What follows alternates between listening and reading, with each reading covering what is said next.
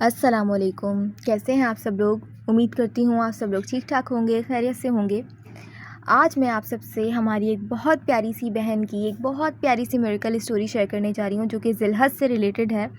پچھلے سال ذی الحج میں ان کے لیے معجزہ ہوا، اور اس سال ماشاءاللہ وہ اپنی کہانی شیئر کر رہی ہیں آپ سب لوگوں کو۔ ہر وہ دل جو دعائیں مانگتے مانگتے تھک چکا ہے، اس کے لیے یہ کہانی ایک روشنی بن سکتی ہے۔ ذی الحج صرف قربانی کا مہینہ نہیں، یہ اس محبت کی بھی آزمائش ہوتی ہے جو اللہ کی رضا کے بغیر کبھی حاصل نہیں ہو سکتی۔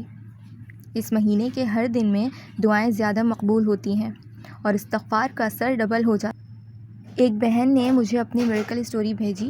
وہ کہتی ہیں، میں ایک شخص سے حلال رشتے کی دعا کرتی تھی، نہ وہ مجھے جانتا تھا نہ میرے جذبات۔ میں کبھی سامنے نہیں آئی، نہ کبھی اظہار کیا، میں صرف اللہ سے مانگتی تھی، یا اللہ اگر میرے نصیب میں ہے تو اسی سے میرا نکاح کر دے، اگر نہیں تو میرے دل سے اس کا نام مٹا دے۔ ایسے ہی میں روز دعا کرتی تھی، اپنے آپ کو کہیں مصروف کرنا بھی چاہتی تھی تو کہیں مصروف کر نہیں پاتی تھی۔ اس دعا کو چھوڑنا چاہتی تھی پر چھوڑ نہیں پاتی تھی۔ پتہ نہیں ایسا کیوں ہوتا تھا کہ میں یہ دعا چھوڑ دیتی تھی، پر کوئی بے چینی دل میں ہوتی تھی جس کی وجہ سے میں واپس یہی دعا مانگنا شروع کر دیتی تھی۔ اس دعا کو مانگ کر ہی مجھے سکون ملتا تھا۔ وقت ایسے ہی گزرتا جا رہا تھا، میرے اندر مایوسی بڑھ رہی تھی۔ ایسا لگتا تھا سب کچھ مشکل ہے، کچھ ممکن نہیں ہو سکتا، پر دل میں ایک امید تھی کہ اللہ ہے نا، وہ سب ممکن کر دے گا۔ بس اسی امید کو دیکھتے ہوئے میں بس اللہ سے مانگتی تھی۔ ذی الحج کا چاند نظر آنے سے چند دن پہلے میں اور میری امی بیٹھے ہوئے تھے۔ ہوتا ہے نا، ماں اور بیٹی ساتھ بیٹھتے ہیں، ڈھیر ساری باتیں کرتے ہیں، ہنستے ہیں، اسی طرح ہم بیٹھے تھے، لیکن میں اس دن بہت زیادہ خاموش تھی۔ میری امی نے پریشان ہو کر مجھ سے پوچھا کہ کیا ہوا، کچھ چھپا رہی ہو، کیا بات ہے مجھے بتاؤ۔ میں نے حوصلہ کر کے اپنی امی کو ساری بات بتا دی، سب کچھ، کہ میں کسی کو دعاؤں میں مانگتی ہوں پر اس کا ملنا بالکل ناممکن ہے۔ میری امی بہت ہی دیندار خاتون ہیں، 5 وقت کی نمازی ہیں، تہجد گزار ہیں، اور انہوں نے ہمیں بھی یہی چیزیں سکھائی ہیں۔ میری امی نے میری پوری بات سنی، اس کے بعد انہوں نے مجھے کہا، صرف ایک عمل کرو، بنا کسی شکوے کے استغفر اللہ کی کثرت کرنا شروع کر دو۔ کبھی کبھی ہماری دعاؤں کی وجہ سے ہماری دعاؤں میں رکاوٹ آتی ہے، اس لیے استغفار کی کثرت کرو اور اللہ پر یقین رکھو، جو مانگا ہے وہ مل کر رہے گا۔ جب میں نے اپنی امی کی یہ بات سنی تو میرا دل بہت مطمئن ہو گیا، کیونکہ انہوں نے مجھے حوصلہ دیا جس کی مجھے سخت ضرورت تھی۔ بس پھر میں نے یہی عمل شروع کر دیا، روز تہجد پڑھتی، 5 وقت کی نماز کی پابندی کرتی، سورہ یوسف پڑھتی اور استغفار کی کثرت کرتی۔ نہ صرف ایک وقت استغفار پڑھتی، پورا دن میری زبان پہ استغفار کا ذکر ہوتا۔ بس یوں ہی دن گزرتے جا رہے تھے۔ مجھے لگتا تھا شاید میں مانگتی جا رہی ہوں پر میرے لیے کوئی راستہ نہیں بن رہا۔ پھر سب ایسے ہی چلتا جا رہا تھا۔ پھر 9 ذی الحج کی رات آئی۔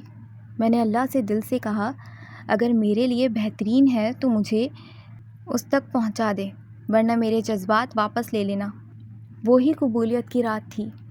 میں نے 9 ذی الحج کا روزہ بھی رکھا تھا۔ پھر جب میں صبح سو کر اٹھی، سبحان اللہ، صرف 5 دن بعد 14 ذی الحج کو میری ماں نے مجھے بتایا کہ تمہارے لیے ایک رشتہ آیا ہے، اگر تم چاہو تو ان سے مل لو، مجھے لوگ اچھے لگے ہیں۔ یہ سن کے میں تھوڑا سا پریشان ہو گئی، پر میں نے اللہ پر بھروسہ رکھا اور کہا جیسا اللہ کی مرضی، کیونکہ اللہ ہمارے لیے بہتر جانتے ہیں۔ یہ کہہ کر میں تیار ہوئی۔ پھر جب میں ان کے سامنے گئی، سبحان اللہ، میں حیران رہ گئی۔ وہ لڑکا کوئی اور نہیں، وہ لڑکا وہی تھا جس کو میں صرف اللہ سے مانگتی تھی۔ ایسا لگ رہا تھا جیسے میرے پیروں کے تلے سے زمین نکل گئی۔ آج میری منگنی ہو چکی ہے اس انسان سے جسے میں صرف اللہ سے مانگتی تھی۔ ماشاءاللہ، سبحان اللہ، بہت اچھی میریکل اسٹوری ہے۔ شکریہ بہن کہ آپ نے ہمیں اپنی میریکل اسٹوری سینڈ کی۔ میں آپ سب سے صرف اتنا کہنا چاہتی ہوں کہ جو دن بچے ہیں انہیں ضائع مت کیجیے، دعائیں مانگیے، یہ قبولیت کی راتیں ہیں، ان میں اللہ کو راضی کیجیے، جو آپ کی خواہشات ہیں وہ مانگے اللہ سے، وہ ضرور دے گا۔ ان بہن کے لیے بھی معجزہ ہوا، آپ کے لیے بھی ہوگا۔ اور اکثر معجزوں سے پہلے چیزیں بہت ناممکن سی لگتی ہیں، جیسے ان بہن کو لگ رہی تھی۔ لیکن آخر میں وہی ہوا جو ان کی پسند تھی، کیونکہ انہوں نے پہلے اللہ کو اس کے پسند کے انداز میں راضی کیا، پھر اللہ نے بھی ان کو انہی کی پسند سے راضی کر دیا۔ تو آپ سب بھی ان دنوں میں 5 وقت کی نماز کی پابندی کریں، تہجد پڑھیں، سورہ یوسف کی تلاوت کریں، استغفار کی کثرت کریں، انشاءاللہ آپ کی دعائیں ضرور قبول ہوں گی۔ زندگی میں کچھ چیزیں چھپ کر مانگنی پڑتی ہیں تاکہ عزت بنی رہے، محبت بھی حلال رہے اور رشتے صرف اللہ کی رضا کے لیے جڑیں۔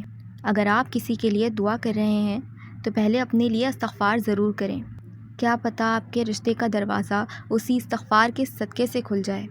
معجزہ چھپا ہوتا ہے صرف ایک آمین کے پیچھے۔